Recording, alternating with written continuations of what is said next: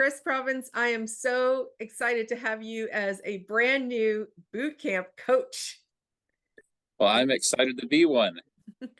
And even more excited because there's rarely people that I talk to about brands that sort of have that kind of thought that I do, that it's really more than that logo. Or as I said, I'm happy to do a logo for you, but it is more. Right. But what I love about your philosophy is it's about the brand being sustainable. And I'm excited that that's what we're going to be talking about at boot camp. Tell us a little bit about what our attendees can expect.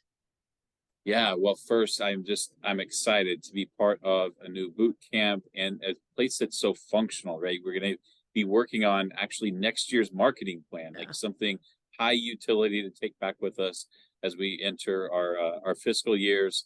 And I just think it's an awesome jump off point for any marketer that's wanting to do that work. And I'm excited because we get to talk about what creates sustainable and vibrant brands.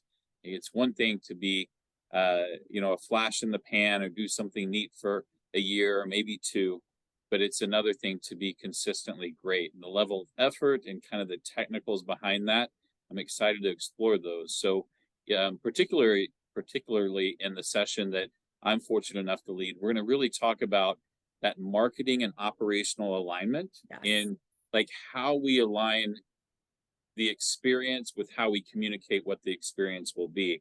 I think we come from this world where traditionally maybe we got to say things that weren't always true.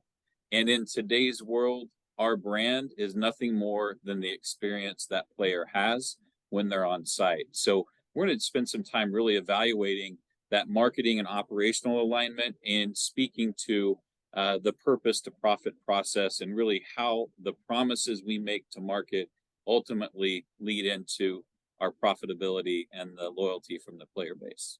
I love it.